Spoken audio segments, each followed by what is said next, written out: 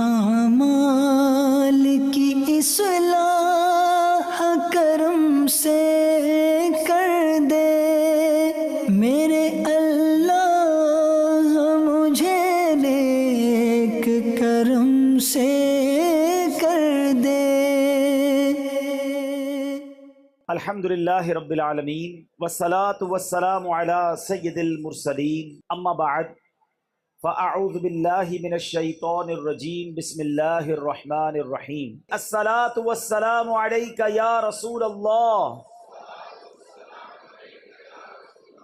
وعلی آلک واصحابک یا حبیب اللہ۔ الصلاة والسلام علیک یا نبی اللہ وعلی آلک واصحابک یا نور اللہ۔ ہم غلامان مصطفیٰ صلی اللہ علیہ وسلم کی یقیناً یہ خواہش ہوتی ہے اور ہونی بھی چاہیے کہ قیامت کے دن نبی پاک علیہ الصلوۃ والسلام اپنی شفاعت سے ہمیں نوازیں اور اپنے ساتھ اپنے پیچھے پیچھے جنت میں لے جائیں۔ ہر عاشق رسول کی یہ خواہش ہے۔ درود پاک کی ایک ایسی شاندار فضیلت پر مشتمل حدیث میں آپ کو سنانے جا رہا ہوں، جس میں ایک ایسی بشارت ہے کہ جب سنتے ہیں تو ایمان تازہ ہو جاتا ہے۔ نبی پاک علیہ الصلوۃ والسلام فرماتے ہیں، من صلی علی صلاۃ واحدا صلی اللہ علیہ عشرہ۔ نبی پاک فرماتے ہیں جس نے مجھ پر ایک بار درود پاک پڑھا، اللہ قریب اس پر اپنی 10 رحمتیں نازل فرماتا ہے۔ پھر فرمایا ومن صلی علیہ عشرا صلی اللہ علیہ مئتا، جو مجھ پر 10 بار درود پاک پڑھتا ہے اللہ کریم اس پر اپنی 100 رحمتیں نازل فرماتا ہے۔ پھر فرمایا ومن صلی علیہ مئتا صلی اللہ علیہ الفا، جو مجھ پر 100 بار درود پاک پڑھے اللہ کریم اس پر 1000 رحمتیں نازل فرماتا ہے۔ تعمیرات کے شعبے سے تعلق رکھنے والے ہیں، آپ کی کیلکولیشن بڑی زبردست ہوتی ہے۔ 1 فٹ کا ریٹ کیا ہوتا ہے، 1 میٹر کا ریٹ کیا ہوتا ہے، تو پھر 10 کا کتنا ہوگا، 100 کا کتنا ہوگا، فوراً پلاٹ کی کیلکولیشن آپ کر لیتے ہیں۔ 1 گز کے اندر اسکوائر فٹ کتنا ہے، تو پھر اسکوائر فٹ پر بلڈنگ کا کتنا مٹیریل کتنا لگے گا، سب چیزیں آپ کی فنگر ٹپس پہ ہوتی ہیں۔ آپ ذرا غور کیجئے کہ یہ حدیث کتنی شاندار کیلکولیشن پر مبنی ہے۔ 1 درود پڑھیں 10 رحمتیں، 10 درود پڑھیں 100 رحمتیں، 100 درود پڑھیں 1000 رحمتیں، یعنی اٹ مینز درود پڑھتے جائیں اور رحمتوں کی بارش میں نہاتے چلے جائیں۔ اگر کوئی چاہتا ہے کہ میں صبح و شام اللہ کی رحمت میں رہوں، گھر سے نکلوں حفاظت رہے، کاروبار میں پہنچوں برکت ملے، کسی آفت مصیبت ناگہانی پرابلم سے بچ جاؤں، اگر درود پاک آپ پڑھتے رہیں گے اور رحمت الہی برستی رہے گی، آپ کے پروجیکٹ پر بھی رحمت برسے گی، آپ پر بھی برسے گی، رزق میں بھی برکتیں نازل ہو جائیں گی۔ یہاں تک تو یہ حدیث بڑی کمال کی ہے، بیوٹیفل کیلکولیشن۔ مگر اب جو اگلا پارٹ ہے، جو میں نے شروع میں ایک بات کہی تھی کہ عاشق رسول کی تو یہ خواہش ہے نا کہ آقا اپنے ساتھ جنت میں لے جائیں، آقا کے پیچھے پیچھے ہم جنت پہ چلے جائیں۔ مگر سنو نبی پاک نے کیا اعلان فرمایا۔ نبی پاک فرماتے ومن صلی علیہ الفا، جس نے مجھ پر 1000 بار درود پاک پڑھا، زحمت کتفہ کتفی علی باب الجنہ، آقا فرماتے ہیں اس کا کاندھا میرے کاندھے سے جنت کے دروازے پر چھو رہا ہوگا۔ اٹ مینز نبی پاک اپنے ساتھ جنت میں لے جائیں گے، آقا کے ساتھ جنت میں داخلہ ہوگا جو 1000 بار درود پاک پڑھنے والا ہوگا۔ تو اے میرے میٹھے اسلامی بھائیوں، خدارا اپنی عادت بنائیں کہ چلتے پھرتے اٹھتے بیٹھتے درود پاک کی کثرت کرتے رہا کریں۔ اللہ پاک مجھے بھی کثرت سے درود پاک پڑھنے والا بنا دے اور آپ کو بھی یہ سعادت نصیب فرمائے۔ آئیے مل کر محبت کے ساتھ با آواز بلند درود پاک پڑھیں۔ صلو علی الحبیب صلی اللہ تعالی علی محمد صلی اللہ علیہ وسلم۔ ایک بزرگ کا بیان ہے کہ وہ دل میں روزی طلب کرنے کے ارادے سے گھر سے نکلے اور ایک جنگل میں سے گزرے، ایک بیابان دیکھا، سناٹے والی جگہ دیکھی اور وہاں ایک لومڑی کو دیکھا۔ وہ لومڑی بڑی فربا تھی، ترو تازہ تھی، لیکن کمال یہ تھا فریش فیل ہو رہی تھی، تازہ فیل ہو رہی تھی، مگر نہ اس کے ہاتھ پیر تھے اور نہ اس کی آنکھیں تھیں، اندھی بھی تھی۔ تو یہ حیران ہو گئے کہ جب اس کے پیر بھی نہیں ہیں، چل نہیں سکتی، دیکھ نہیں سکتی، تو کھانا کدھر سے آتا ہے؟ بیابان بھی ہے، کوئی جگہ بھی نہیں، کھلانے والا بھی کوئی نہیں۔ تو سوچنے لگے کہ اللہ تبارک و تعالیٰ نے اس کے کھانے پینے کا انتظام کیا کیا ہے، میں ذرا غور سے دیکھتا ہوں۔ اب جناب دل میں سوچ ہی رہے تھے کہ اچانک زمین شق ہوئی، زمین کے اندر سے 2 پیالے برآمد ہوئے، ایک پیالہ دودھ کا اور ایک پیالے میں شہد بھرا ہوا تھا۔ کہا اچھا اللہ نے ایسا انتظام کیا، لیکن یہ پیے گی کیسے؟ دیکھ بھی نہیں سکتی، آگے جا کر اس کو کیسے پیے گی؟ اب یہی سوچ رہے تھے کہ دیکھا کہ قریب پہاڑ سے ایک نہایت خوبصورت بزرگ جو ہے وہ نیچے تشریف لائے اور ان دونوں پیالوں کو اٹھایا اور لومڑی کے پاس لے گئے اور جا کے لومڑی کو پلا دیا۔ جب وہ نورانی بزرگ واپس جانے لگے تو یہ جو بزرگ تھے جو روزی کی تلاش میں نکلے تھے، انہوں نے پکڑ لیا۔ کہا حضرت یہ بتائیں آپ ہیں کون؟ یہ کون سی ڈیوٹی ہے آپ کی کہ آپ اتنا دور سے آئے اور اس لومڑی کو یہ 2 پیالے پلائے آپ نے؟ تو وہ جو بزرگ تھے نورانی چہرے والے کہتے میں ایک فرشتہ ہوں اور اللہ کریم نے میری یہ ڈیوٹی لگائی ہے، یہ خدمت میرے سپرد کی ہے کہ روز صبح و شام یہاں آؤں اور اس لومڑی کو پیٹ بھر کر غذا کھلاؤں۔ ایک لومڑی کو غذا پہنچانے کا انتظام یہ تھا۔ اچھا اب وہ بزرگ سوچنے لگے کہ جب اللہ پاک لومڑی کو اتنا زبردست انتظام دے سکتا ہے تو مجھے کیا ضرورت ہے پھر روزی کمانے کی؟ میں بھی اللہ اللہ کرتا ہوں، میں بھی عبادت کرتا ہوں، پھر کاروبار اور نوکری اور اتنی محنت کرنے کی کیا ضرورت ہے؟ انہوں نے جناب ایک کنارہ پکڑا، ایک چشمے کے کنارے چلے گئے اور نماز اور روزے میں مشغول ہو گئے، دن رات عبادت نان اسٹاپ۔ 7 دن گزر گئے۔ آفٹر 7 days کوئی رزق نہیں پہنچا، کوئی کھانا لے کر نہیں آیا، بالکل نڈھال ہو گئے، نیئر ٹو انکانشیسنس، بے ہوشی کے قریب پہنچ گئے۔ اب جناب انہوں نے دعا کی کہ اے اللہ اپنی رحمت سے مجھے بھی کوئی لقمہ غذا عنایت فرما دے، 7 دن ہونے کو آئے، مجھے اب بھوک برداشت کرنے کی طاقت نہیں ہے، یا پھر میری روح قبض فرما لے۔ اب اللہ تبارک و تعالیٰ کی طرف سے جواب ملا کہ اے میرے بندے اپنے ہاتھ پیر کو حرکت دے اور روزی طلب کر، میں تجھے تیرا رزق عطا کروں گا، خود بھی کھا اور محتاجوں کو بھی کھلا۔ اگر اس حالت میں اس پہاڑ پر 70 برس تک بھی بیٹھا رہا تو میں تجھے غذا کا ایک دانہ بھی نہیں دوں گا۔ اس وقت ان بزرگ کی آنکھیں کھلی اور پہاڑ سے اتر کر تلاش معاش میں مصروف ہو گئے، جو کچھ کماتے آدھا خود کھاتے، آدھا غریبوں کو کھلاتے، محتاجوں کو کھلاتے۔ اے میرے میٹھے اسلامی بھائیو، اس واقعے سے ہمیں سبق کیا ملتا ہے؟ 2 باتیں ملتی ہیں کہ اللہ پاک نے سب کی روزی کا انتظام لکھ رکھا ہے، سب کا انتظام موجود ہے، سب تک روزی پہنچتی ہے، اور انسانوں کے لیے ضروری کیا ٹھہرا کہ وہ کوشش بھی کریں، توکل ضرور کرنا ہے، مگر توکل اس چیز کا نام نہیں ہے کہ بندہ ہاتھ پہ ہاتھ رکھ کے بیٹھ جائے کہ جناب گھر پہ روزی روز ہر مہینے آ جائے گی۔ اسباب بھی تو اللہ کریم نے ہی بنائے نا، سبحان اللہ۔ حضرت انس بن مالک فرماتے ہیں کہ ایک بار نبی پاک علیہ الصلوۃ والسلام کی خدمت میں حاضر ہوا تو میں نے عرض کی یا رسول اللہ صلی اللہ تعالی علیہ وسلم میرے ساتھ ایک اونٹ ہے، میں اسے باندھ کر اللہ پر توکل کروں یا یوں ہی چھوڑ دوں؟ تو ارشاد فرمایا پہلے اس کو باندھ لو پھر توکل کرو۔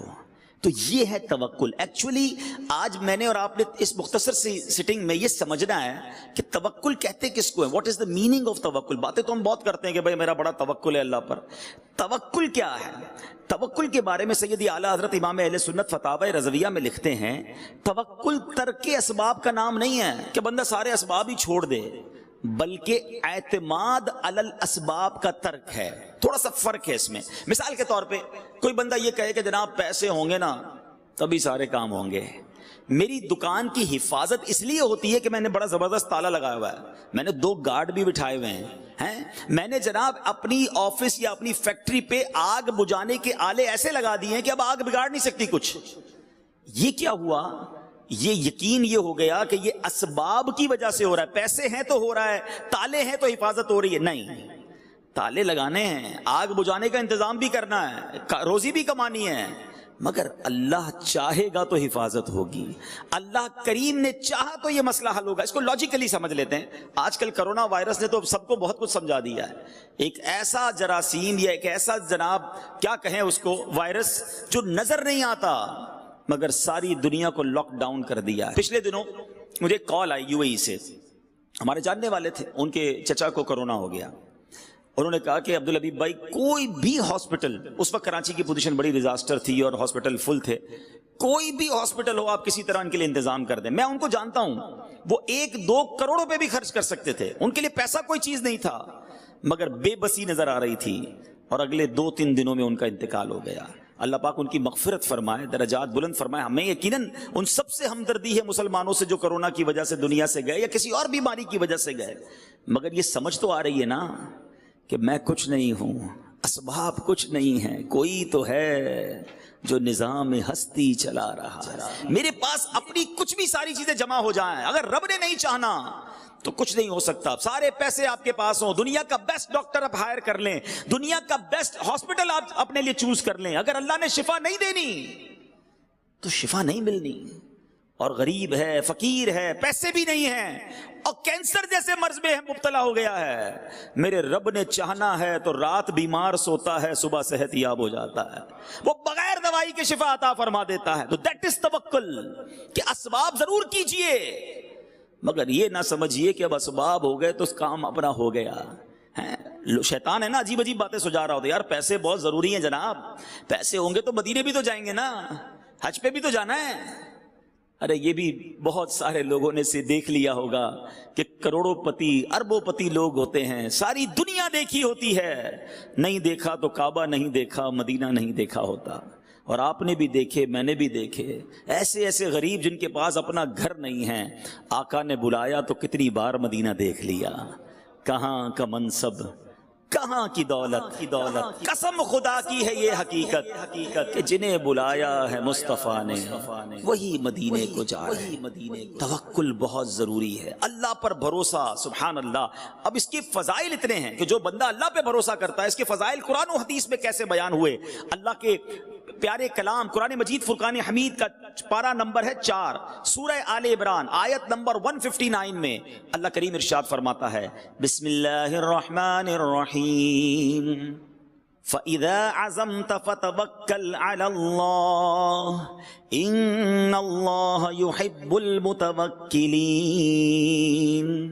اور جو کسی بات کا پکا ارادہ کر لو تو اللہ پر بھروسہ کرو، بے شک توکل کرنے والے اللہ کو پیارے ہیں. جو بھروسہ کرتے نا اللہ پر. پرابلم پتہ ہے کیا ہو گیا ہے آج کے اس مادی دور میں؟ ہمیں بہت ساری چیزوں پر بھروسہ ہے، ہمیں سب پر بھروسہ ہے، کہتے نہیں مگر حال یہ ہے کہ رب پر بھروسہ نہیں ہے. توکل کرنے والے کے بارے میں کیسا نوازا جاتا ہے. آج کل ڈیفیکلٹیز ہیں، کاروبار کے پرابلمز چل رہے ہوتے ہیں، پروجیکٹ رک جاتے ہیں، ڈیفیکلٹی میں آ جاتے ہیں. جب توکل نہیں ہوتا نا تو اس کا اپوزٹ پتہ ہے کیا ہوتا ہے؟ بندے کو جب اللہ پہ بھروسہ نہیں رہتا نا تو وہ مایوسی کی طرف، ڈپریشن کی طرف، حرام کی طرف، جھوٹ کی طرف، اور ایک وقت آتا ہے کہ خودکشی کی طرف چلا جاتا ہے، کیونکہ اسے یہ فیل ہونے لگتا ہے کہ میں پھنس گیا ہوں، کون نکال سکتا ہے مجھے، میں تو اتنی بڑی ڈیفیکلٹی میں آ گیا کہ اب تو نکل ہی نہیں پاؤں گا. یہ وہ اسٹیج ہوتا ہے جب توکل کی حاجت ہوتی ہے. بندے کو رب پہ بھروسہ ہو کہ میں کتنا ہی کمزور سہی، مصیبت کتنی بڑی سہی، ارے مجھے لگ رہا ہے میں نہیں نکل سکوں گا، مگر میرا خالق وہ ہے جو ان اللہ علی کل شیء قدیر ہے، اس کے لیے مشکل کچھ بھی نہیں ہے، وہ کن فرماتا ہے تو فیکون ہو جاتا ہے. میری مشکل اس کے لیے کیا ہے؟ لیکن پرابلم یہ ہے کہ ہم اللہ پر بھروسہ نہیں کرتے. حدیث پاک سنیے، نبی پاک علیہ الصلوۃ والسلام فرماتے ہیں، اور یہ ترمذی شریف کی حدیث ہے، اللہ کے نبی فرماتے ہیں اگر تم اللہ پر اس طرح بھروسہ کرو جیسا اس پر بھروسہ کرنے کا حق ہے.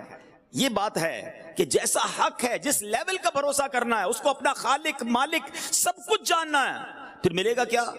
اللہ کے نبی فرماتے وہ تمہیں اس طرح رزق عطا فرمائے گا جیسے پرندوں کو عطا فرماتا ہے، کہ وہ صبح کے وقت خالی پیٹ نکلتا ہے اور شام کو سیر ہو کر لوٹتا ہے. جتنے پرندے ہیں دنیا میں، کبھی آپ نے کسی گھونسلے میں کبڈ یا فریج دیکھا؟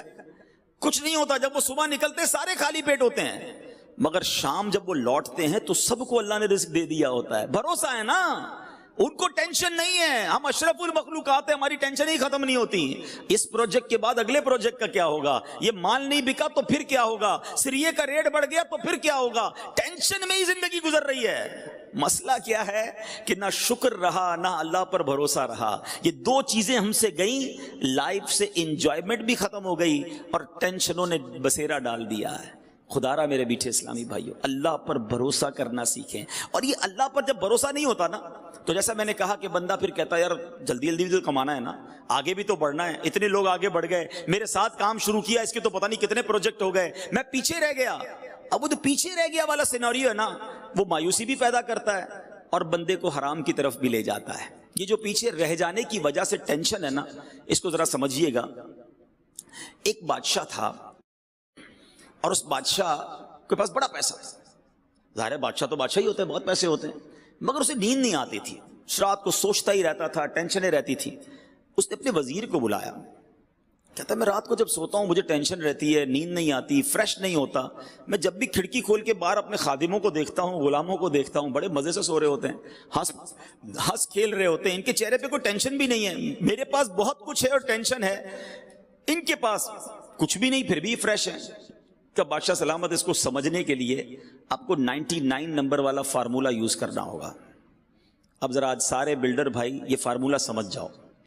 اس نے بادشاہ کے غلام کو بلایا کہ ذرا قریب آؤ، اور بادشاہ سلامت سے کہا کہ ذرا 100 اشرفیوں کا ایک انعام کی تھیلی مجھے دیں. 100 اشرفیاں، اٹ مینس 100 گولڈ کوئنز، سونے کی اشرفیاں. بادشاہ سے وہ تھیلی لی اور اس میں سے ایک کوئن اس نے نکال کر جیب میں رکھ لیا، ایک اشرفی، اور 99 کا تحفہ اس غلام کو دیا کہ جاؤ تمہیں بادشاہ نے 100 اشرفیوں کا تحفہ دیا. وہ تو بہت خوش، کبھی زندگی میں اتنی اشرفیاں نہیں دیکھی تھی. دوڑا دوڑا گھر گیا، گھر والوں کو بتایا مبارک ہو، کیا ہوا؟ بادشاہ سلامت نے 100 اشرفیاں دی ہیں. اور کمال ہو گیا صاحب، اپنے تو دل پھر گئے، سارے گھر والے خوش، ایوری بڈی بیکم ہیپی. تھوڑی دیر بعد جب بہت خوش ہو گئے، بڑا انجوائے کیا، کھانا بھی بڑا اچھا لگا. آپ کا بھی جب ڈیل اچھی ہوتی ہے اس دن کھانا بھی بڑا اچھا لگتا ہے، پتہ ہے بندہ اس دن فروٹ بھی گھر والوں کے لیے لے کے جاتا ہے، ارے آج ڈیل بڑی اچھی ہوئی ہے، سودا پلاٹ بڑا کمال کا بکا ہے. جس دن ڈیل اچھی ہو اس دن موڈ اچھا، جس دن مندہ ہو اس دن ہمارا بھی موڈ خراب، گھر والوں کا بھی موڈ خراب کر دینا ہے. ان کا کیا قصور تھا بھائی؟ اب یہی ہو رہا ہے اس غلام کے گھر میں، سب لوگ خوش، وہ دال روٹی بھی اچھی لگ رہی ہے ان کو. بعد میں بچوں نے کہا ابا جان کبھی اشرفیاں دیکھی نہیں ہیں، دکھائیں تو صحیح، ہم بھی تو دیکھیں کیسی ہیں وہ اشرفیاں. باپ نے کہا چلو کھولتے ہیں. کھولی تو وہ پورا ڈھیر لگ گیا. اچھا ابو ہم گن لیں؟ کہا چلو گنو. بچوں کو خوشی ہوتی ہے. بچوں نے گنا تو کہا ابو یہ تو 99 ہیں، 100 نہیں ہے. ارے تم کو گننا نہیں آتا، دوبارہ گنو. دوبارہ گنی 99. ابو پھر 99 ہیں. ہٹ آٹو میں گنتا ہوں. اب اس غلام نے، اس کی بیوی نے گنی، پھر 99. ایک کدھر گئی؟ بادشاہ سلامت کے دربار سے تو پوری ملی ہوں گی. اب بیوی کہتی تم سے سنبھلتی نہیں کوئی چیز، اتنی بڑا تحفہ ملا تم یہ تھیلی نہیں سنبھال سکے. اتنی قیمتی ایک اشرفی کی قیمت پتہ ہے تمہیں؟ کبھی زندگی میں دیکھی تھی؟ وہی گرا کے آ گئے. اور بیٹی کہتی نہیں امی ابو یہیں کسی دراز کے نیچے، کبٹ کے نیچے گر گئی ہوگی. اب جناب اس گھر کی کرسیاں اٹھیں، درازیں اٹھیں، پلنگ اٹھی، ہنگامہ، ساری رات اشرفی ڈھونڈتے رہے اور لڑائی ہوتی رہی. تم نے کھو دی، شرمندہ کرتے رہے، ڈانٹتے رہے شوہر کو. صبح وہ غلام جب واپس بادشاہ کے دربار میں گیا تو آنکھیں سوجی ہوئی، لال. جو روز بڑی پکی نیند سوتا تھا وہ بادشاہ کے دربار میں آیا. وزیر نے بلایا، ادھر آؤ، تمہاری آنکھوں کو کیا ہوا؟ بادشاہ بھی بیٹھا. کہ ہوا یہ صاحب کہ وہ رات اشرفیاں تو لے کر گیا، ساری رات گھر میں لڑائی ہوتی رہی، اشرفی ایک کھو گئی ہے. وزیر نے وہ جیب سے اشرفی نکالی، اس غلام کو دی کہ یہ میرے پاس تھی، معاف کر دینا، لے جاؤ. وہ تو چلا گیا. اب اس وزیر نے بادشاہ کو معاملہ سمجھایا. بیسیکلی یہ ہم سب کے لیے درس ہے. اس نے کہا بادشاہ سلامت مسئلہ یہ ہے کہ آپ کے پاس بہت کچھ ہے مگر جو ایک نہیں ہے نا، آپ اس کی ٹینشن میں زندگی گزار رہے ہیں.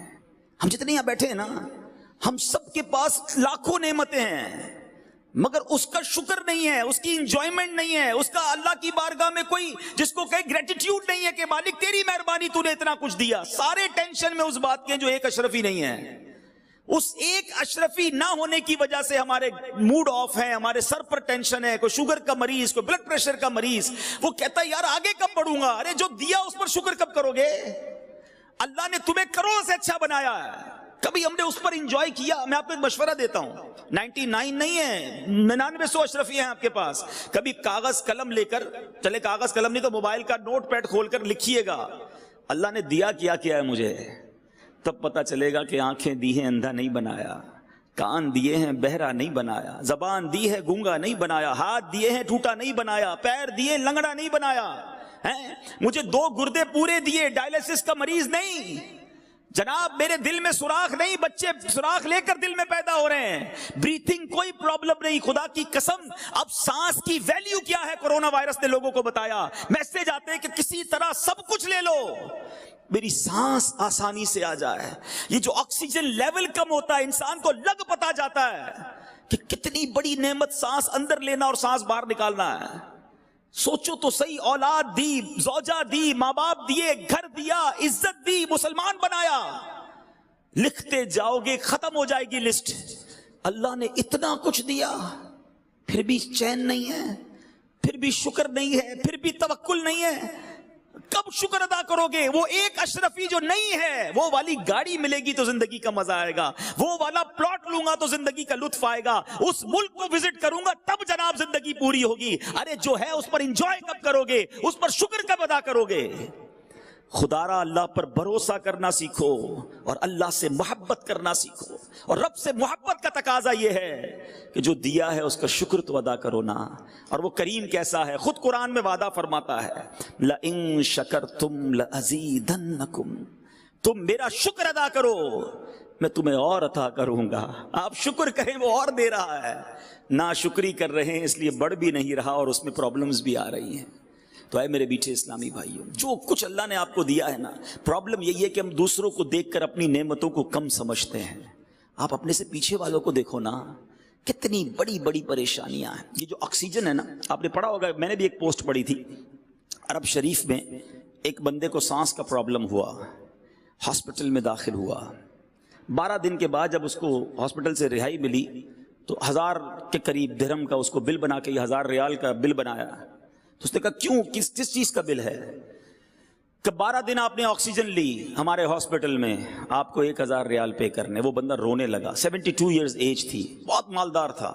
ہاسپٹل والے ڈر گئے، کہتے اگر بل زیادہ لگا تو ہم کم کر دیتے، روئیں تو نا۔ کہتے میں اس لیے نہیں رو رہا، میرے پاس پیسے بہت ہیں۔ تم نے 12 دن آکسیجن لگائی اور 1000 ریال بل بنا دیا ہے، میں 72 سال سے آکسیجن فری اللہ کی طرف سے استعمال کر رہا ہوں۔ کتنا بڑا مقروض ہو گیا میں اللہ کی بارگاہ میں۔ شکر ادا کیا کبھی؟ کیا کہتے ہیں آکسیمیٹر آج کل لوگ لگا رہے ہیں نا کہ یار آکسیجن پوری آ رہی ہے کہ نہیں آ رہی ہے۔ یہ کبھی سوچا تھا کہ مجھے اور آپ کو یہ چیک کرنا پڑے گا؟ ساری زندگی آکسیجن لیتے رہے، یوز کرتے رہے، اللہ کا شکر کب ادا کیا؟ اور جب تک یہ اللہ سے محبت والا معاملہ ڈسٹرب ہو جاتا ہے نا، جب یہ ڈسٹرب ہوتا ہے، توکل ڈسٹرب ہوتا ہے، تو پھر کیا ہوتا ہے کہ پھر بندہ حرام کی طرف چلا جاتا ہے۔ اللہ پر بھروسہ تو رہا نہیں، کدھر سے بھی آتا ہے پکڑ لو، اور اس حرام کی روزی کی وجہ سے پھر انسان بربادی کی طرف جاتا ہے۔ عاشق اکبر ہیں، افضل البشر بعد الانبیاء بالتحقیق، تمام انبیاء اور رسل کے بعد کائنات کی سب سے افضل ہستی ہیں۔ غلام نے دودھ پیش کیا، آپ نے دودھ پیا۔ غلام نے عرض کی حضور میں جب بھی آپ کے سامنے کوئی چیز لاتا تھا آپ ہمیشہ پوچھتے تھے کدھر سے لائے ہو، آج پوچھا نہیں آپ نے؟ فرمایا جلدی بتاؤ کہاں سے لائے ہو؟ کہ حضور مسئلہ یہ تھا کہ میں زمانہ جاہلیت میں نے ایک بیمار پر منتر پڑھ کر پھونکا تھا، آج اس بندے نے مجھے اس کے بدلے یہ دودھ دیا ہے۔ اللہ اکبر۔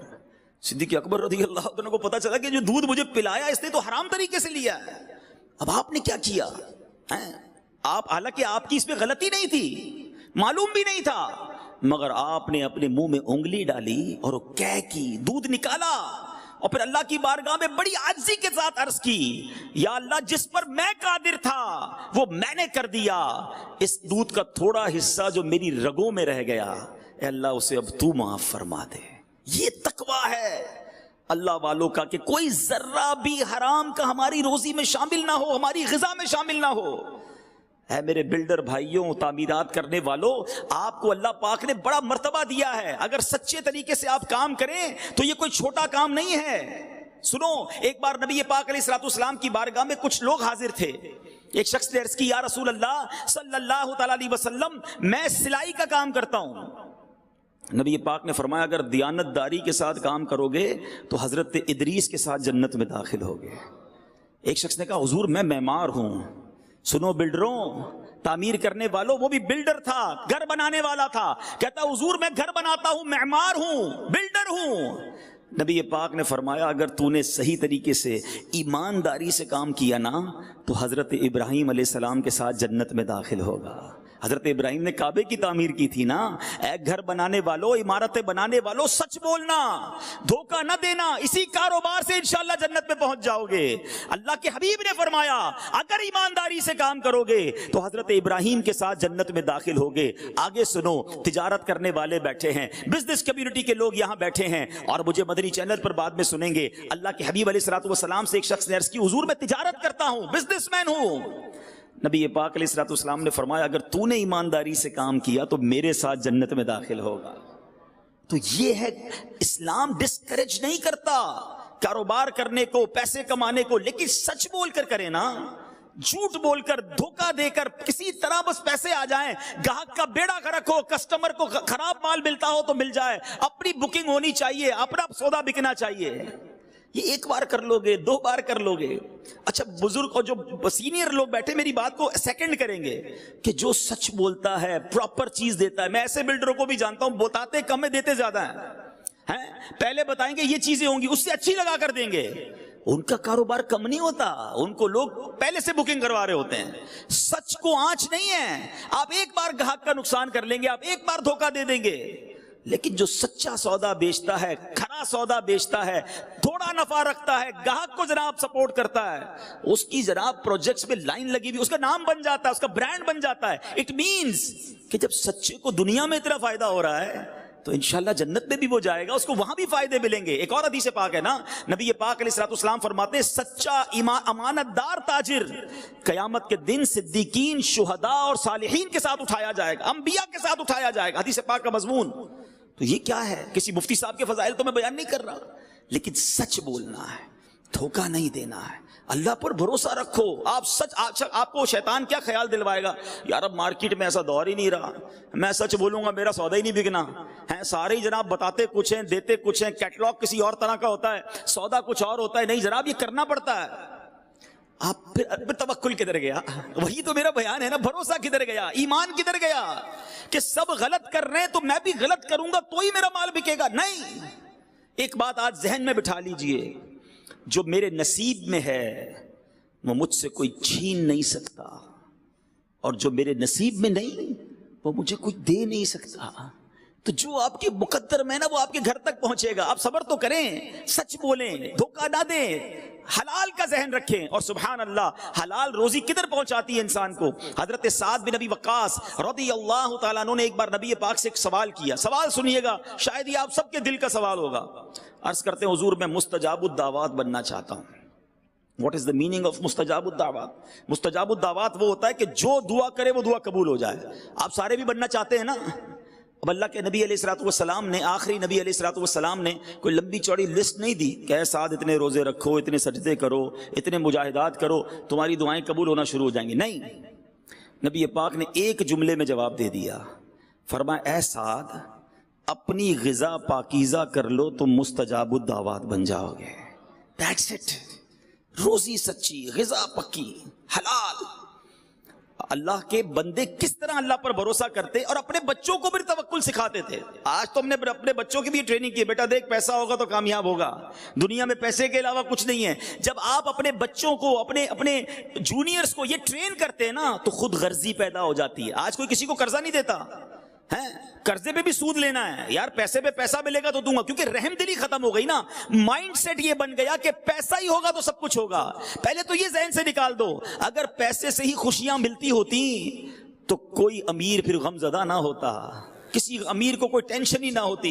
ہم تو دعوت اسلامی کا شعبہ یہی رکھتے ہیں, بزنس کمیونٹی اور پرسنالٹی سے ملتے ہیں. یقین کریں آپ بھی یہاں بیٹھے ہیں, آپ کو بھی تجربہ ہوگا. بڑے بڑے مالدار جب اکیلے میں مل کر اپنی پوزیشن بتاتے ہیں, اپنے مسائل بتاتے ہیں, تو بندہ حیران ہو جاتا ہے کہ یار اتنا دکھی ہے, اس کے گھر میں اتنے مسائل ہیں. تو پیسے سے غم دور نہیں ہوتے, اللہ چاہے تو خوشیاں ملتی ہیں. حضرت احمد بن حرب رحمۃ اللہ تعالی, اپنی آخری بات کر کے گفتگو ختم کرتا ہوں تاکہ ہم خود بھی توکل کریں, اپنے بچوں کو بھی توکل سکھائیں. آپ کے بارے میں آتا ہے کہ آپ نے اپنے بچے کی کمال کی ٹریننگ کی. بچے کو کہا جب بھوک لگے, گھر میں ایک بڑا سا یوں سمجھے کہ کھڑکی تھی, تو آپ نے بچے سے یہ کہا کہ بیٹا جب تمہیں کھانا ہو نا تو اس کھڑکی کے پاس جا کر اللہ سے دعا کرنا کہ یا اللہ مجھے کھانا دے دے, یا اللہ مجھے روزی دے دے. تمہیں کھانا اس کھڑکی سے مل جایا کرے گا. اور اپنی زوجہ سے کہا کہ جب کھانے کا وقت ہو تو کھڑکی پہ پیچھے سے کھانا رکھ دینا. بیٹا روز جاتا, کھانے کا وقت ہوتا کہ یا اللہ مجھے کھانا دے دے. بیوی ان کی والدہ جو تھی وہ پیچھے سے تھالی رکھ دیتی, وہ کھانا اٹھاتا. اس کو بچپن سے یہ فیل کروایا جا رہا تھا کہ روزی دینے والی ذات رب کائنات کی ہے. وہ بیٹا یہی کرتا رہا, یہی کرتا رہا. ایک دن ان کی بیٹی, ان کی جو زوجہ تھی, وہ گھبرائے ہوئے حضرت احمد بن حرب کے پاس آئی کہ آج تو کمال ہو گیا. کیا ہوا؟ کب آج کھانے کا ٹائم ہوا میں لیٹ ہو گئی. جب میں دوڑی دوڑی وہاں گئی تو دیکھا بچہ خود ہی کھانا کھا رہا ہے. میں نے کہا بیٹا یہ کھانا کہاں سے آیا؟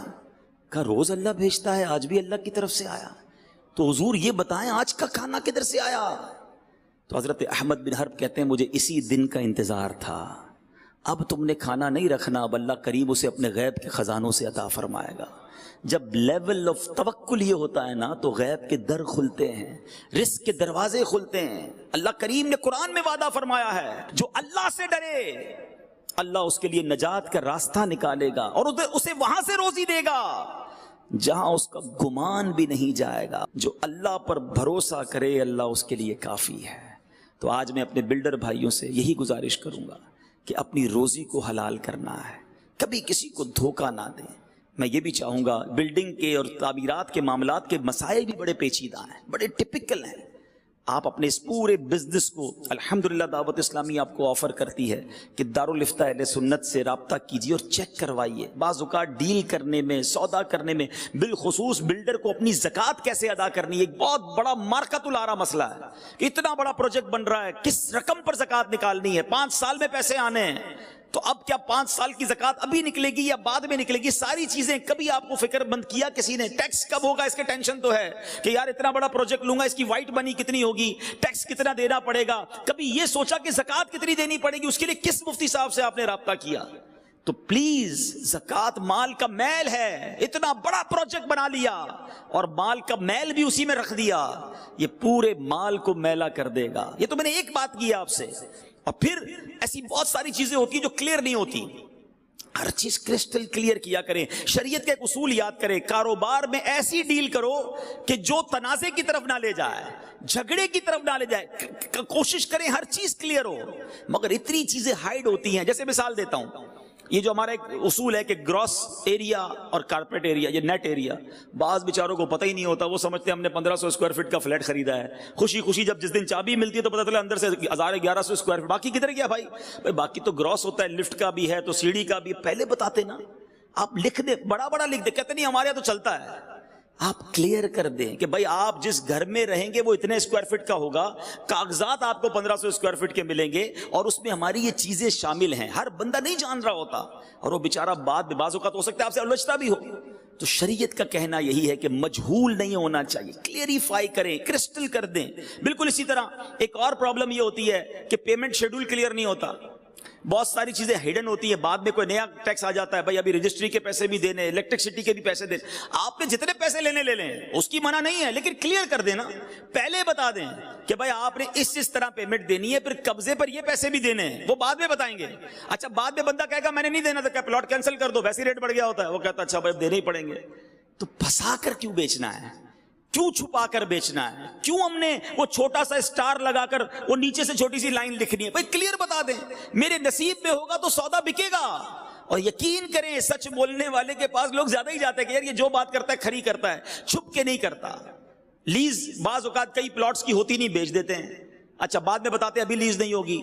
تو آپ چھپ چھپا کر چیزیں نہ بیچیں, حلال صاف ستھری ایمانداری سے کام کریں. میں نے تو آج آپ کو جنت کا پروانہ بتا دیا ہے کہ معمار بلڈر سچا کام کرے گا, نبی پاک نے فرمایا حضرت ابراہیم کے ساتھ جنت میں جائے گا. اللہ کریم مجھے بھی حلال روزی کمانے کی توفیق عطا فرمائے, آپ کو بھی حلال عطا فرمائے. میں تو یہ دعا کیا کرتا ہوں, آپ آمین کہہ دو کہ اللہ ہمیں فقط رزق حلال عطا فرما, رزق حرام سے ہمیں اور ہماری نسلوں کو بھی محفوظ فرما. وہ حلال بہت دے گا, آپ ہمت تو کر لو. سود کا کاروبار نہ کریں, کوشش کریں رشوت کا کام نہ کریں, کسی طرح کوئی ایسی آمیزش نہ ہو. اللہ پاک سچا اور پکا کاروبار کرنے کی توفیق دے, اور جتنے آئے ہیں اللہ آپ سب کے روزی روزگار میں برکت عطا فرمائے. میرے اعمال کی اصلاح کرم سے